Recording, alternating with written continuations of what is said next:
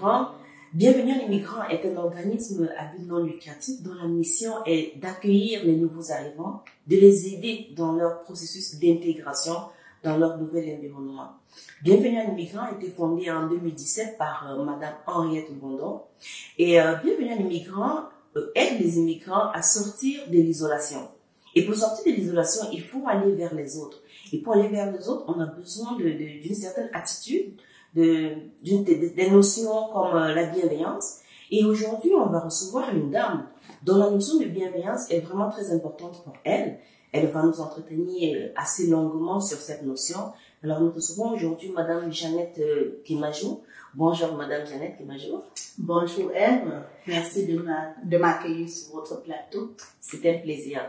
Est-ce que vous pouvez un peu nous dire 2 ou 3 mots sur vous pour que nous sachions un peu qui vous êtes?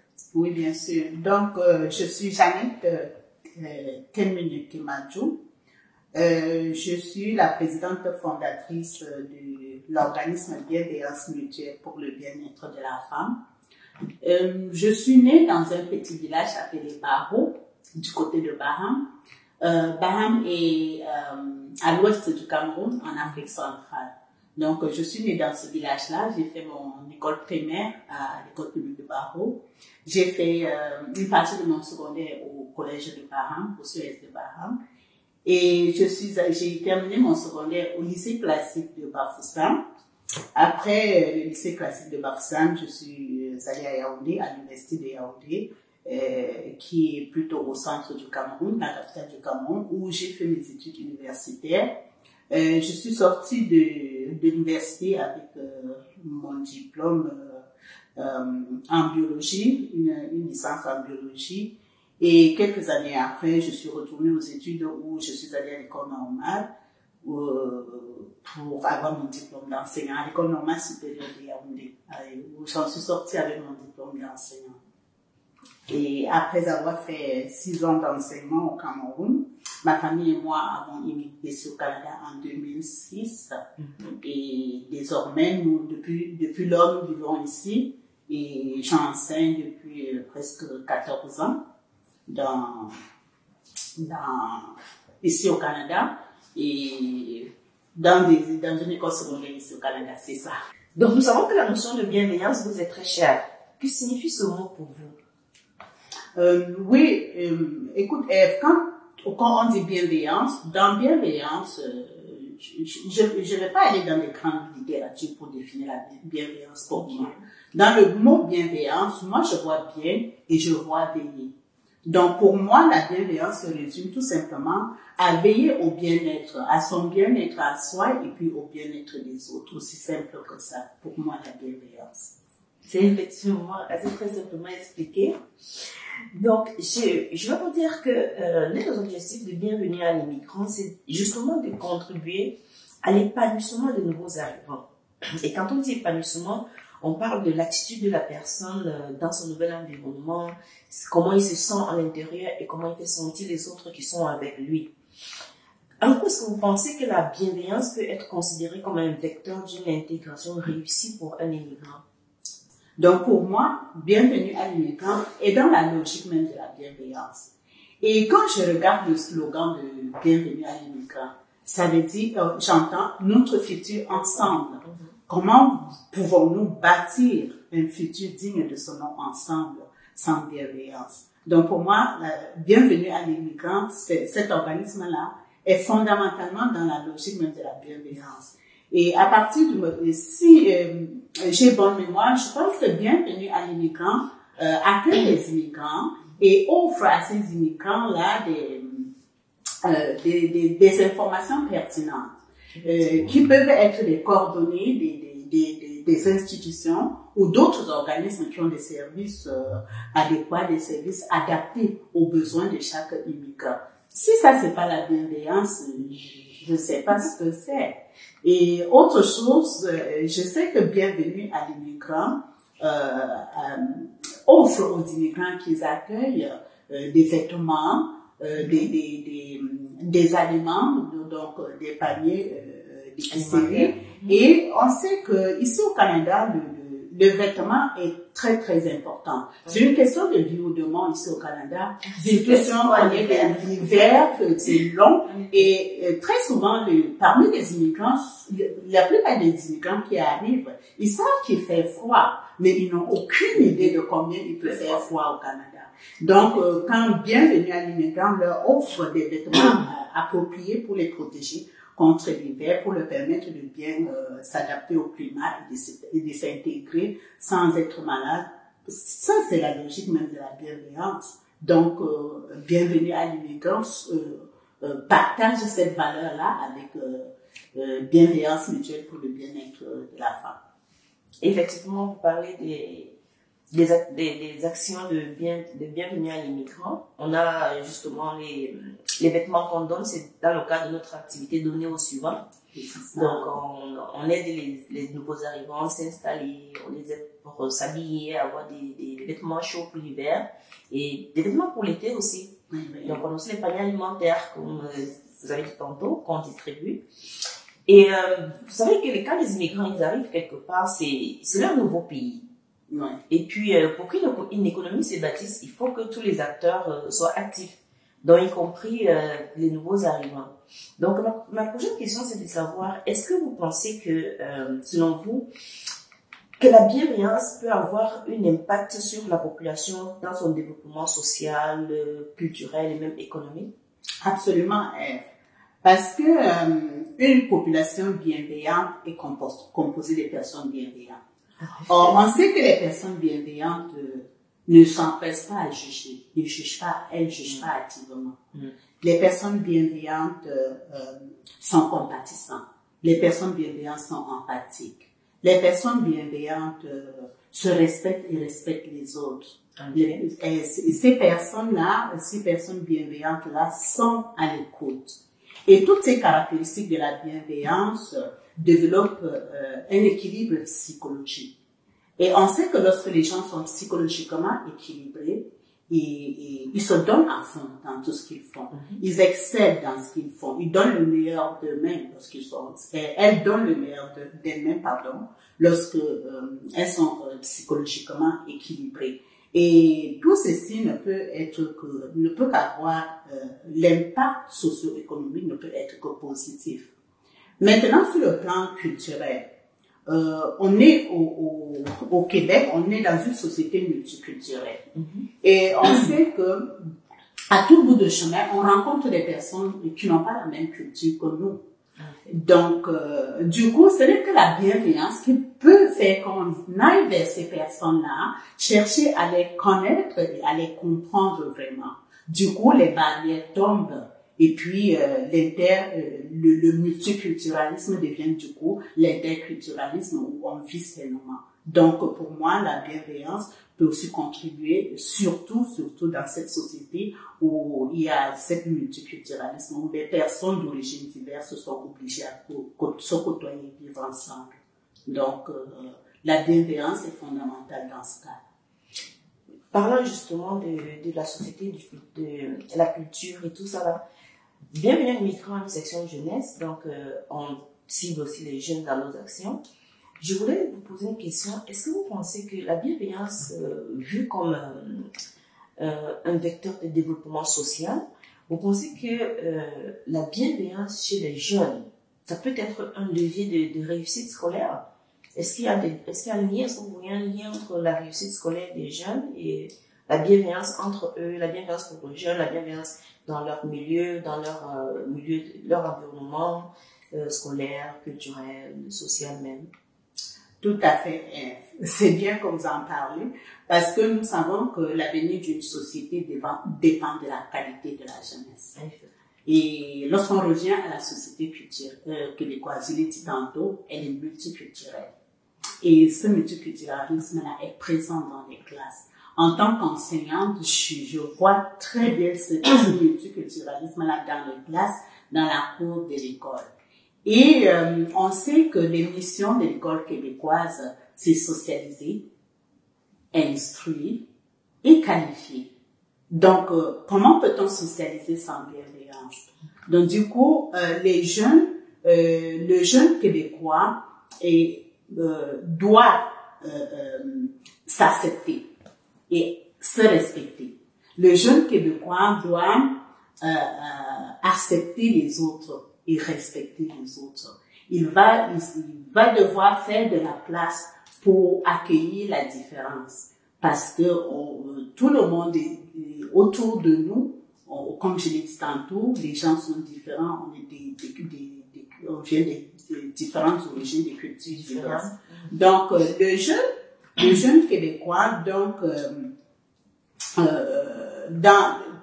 ce n'est que de cette façon-là que les jeunes peuvent, dans la bienveillance, aller vers leurs camarades, chercher à les connaître et les comprendre vraiment. Et du coup, tu sais, on se tutoie? Oui, bien sûr. Mais, tu sais, Ève, l'inconnu fait peur.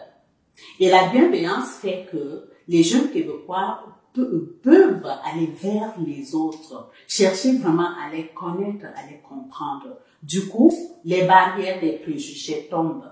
Qu'est-ce qui s'installe? Les sentiments d'appartenance, les sentiments d'acceptation. On se sent respecté, on se sent chez soi. Et puis, ça développe quoi? Ça développe la confiance en soi. Ça développe la confiance en soi et ça permet aux jeunes Québécois cette façon de vivre là, parce que les jeunes Québécois ont appris à être bienveillants les uns envers les autres. Désormais, ils peuvent se respecter, ils peuvent s'apprécier, ils peuvent se soutenir et les barrières, je l'ai dit tantôt, les barrières des préjugés tombent. On se dit, oh, il est juste différent de nous. Mais en fait, il y a plein de choses sur lui qu'on peut apprécier. Ces barrières tombent. Le juge ensemble, le vivre ensemble s'installe et puis désormais le jeune Québécois dans cette ambiance de bienveillance là parce que ce n'est que comme ça que les classes québécoises peuvent être fonctionnelles vu la multitude de cultures qu'on a dans les classes. Donc maintenant à ce moment-là, les jeunes sont bienveillants les uns envers les autres. On peut désormais les instruire, on peut désormais les qualifier. Et de ce fait, ils peuvent participer efficacement à bâtir la société québécoise de demain. Donc, effectivement, étant donné cette multitude de cultures au Québec, donc on a les Québécois de toute origine, avec une multitude de cultures. Si je vous disais bienveillance linguistique, quel contenu est-ce que vous mettriez dans ce mot? Bienveillance linguistique, comme tu sais, moi je suis scientifique. Donc, la linguistique, je connais pas grand-chose. Mais dans la linguistique, de façon terre à terre, moi je vois le mot langue. Oh, je sais que la langue française, c'est comme ça que je vais l'aborder. Ouais. Je sais que la langue française, a une valeur très importante dans la culture québécoise. Donc du coup, parmi les immigrants qui arrivent, il y en a certains qui parlent même pas français, d'autres qui parlent très peu français. Donc du coup, la bienveillance des gens autour d'eux est tout à fait appropriée, tout à fait, ça arrive à point nommé pour permettre à cet immigrant-là qui arrive, parfois ne parle pas français, parfois ne parle très peu, ça lui permet de prendre confiance en lui et d'apprendre ou bien d'améliorer son français. Et comme je l'ai dit tantôt, le français est un atout fondamental pour une intégration digne de ce nom au Québec. C'est ça, exactement. Donc, la bienveillance linguistique, c'est ce que moi j'entends par là. Donc, si je comprends bien, la bienveillance linguistique pour vous inclurait les mots comme écoute, patience, dans la communication avec l'autre qui ne parle pas forcément notre langue, ou bien qui a des difficultés à se faire comprendre. Donc, si je résume ce que j'ai compris, c'est à quoi ça rapporte. Absolument. Parce que le but, c'est quoi? Le but de la bienveillance linguistique, c'est quoi? C'est mettre l'autre qui a des difficultés avec la langue dans des conditions qui lui permettent de se faire confiance. Et parfois, même si c'est des adultes, on sait que à un certain âge, on a un certain gène à reprendre, à retourner, à apprendre des choses. Donc, du coup, ça favorise la confiance en soi et puis, du coup, l'apprentissage ou bien l'amélioration de son français sans aucun gêne. Donc, on peut dire alors, sans gêne, que une bienveillance linguistique pourrait contribuer à une meilleure inclusion des immigrants. Absolument.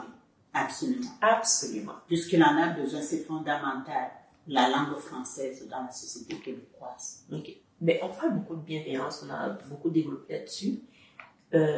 Si on développe la bienveillance, ça veut dire qu'il y a des personnes qui n'intègrent pas encore bien cette notion. Mais comment est-ce qu'on peut l'implanter? Comment est-ce qu'on peut vulgariser cette notion ou bien faire en sorte que chacun se l'approprie? Comment on peut implanter la notion de bienveillance au sein de la communauté, au sein de la société? Pour ma part, il est très important de sensibiliser toutes les couches sociales à la bienveillance. Il est très important d'attirer l'attention des gens, des personnes, de la société sur les conséquences néfastes d'un manque de bienveillance dans la société. Ces conséquences-là sont parfois très subtiles, mais elles sont dévastatrices pareil. Le manque de bienveillance, c'est quelque chose parfois de très sournois, mais qui peut déstabiliser et perturber psychologiquement à un point que la personne qui a posé cet âge-là ne s'en rend même pas compte. Parce que très souvent, c'est quoi? On parle de... Très souvent, c'est juste, ça commence par des petites frustrations et après, on s'installe la solitude. Donc, tellement certains sont frustrés qu'ils se retirent et s'installent dans la solitude. Et on sait que qui dit solitude, quand on dit solitude, la dépression n'est pas très loin. Et tout ceci, ça affecte la santé mentale de la société et nous empêche de faire des choses qui vraiment sont importantes dans la société. Donc, la société doit être sensibilisée. On doit attirer l'attention de la société par rapport à ce fléau-là. Bienveillance mutuelle, l'organisme dont je suis fondatrice, pour sa part, rompt sort les femmes de la routine et les rassemble autour des activités, donc crée des situations pour rassembler les femmes et afin de les sensibiliser par rapport à la bienveillance, afin de promouvoir la bienveillance entre les femmes. Et ceci peut se faire, la bienveillance mutuelle pour le bien-être de la femme, essaie de faire face aussi à ce fléau-là, parce que pour moi, le manque de bienveillance dans une société est carrément un fléau. Donc, la bienveillance mutuelle pour le bien-être de la femme, je l'ai dit tantôt, créer des occasions pour rassembler des femmes autour des activités afin de les sensibiliser. Les activités peuvent être des matinées Zumba, oui, comme celle qu'on a eue hier. Ça peut être des pique-niques chics. Il y en a le 18 juin. Okay. Ça peut être des activités comme une soirée d'ensemble. On en a eu dernièrement au mois de mars. Ça peut être des activités comme des randonnées, des moments de thé, des sorties au spa. Ça peut être juste des conférences qu'on organise pour que des personnes inspirantes viennent nous entretenir par rapport à la bienveillance. Et c'est de cette façon que, à force d'en parler, à force d'attirer l'attention de tout le monde là-dessus, et ça reste présent. Ça reste présent.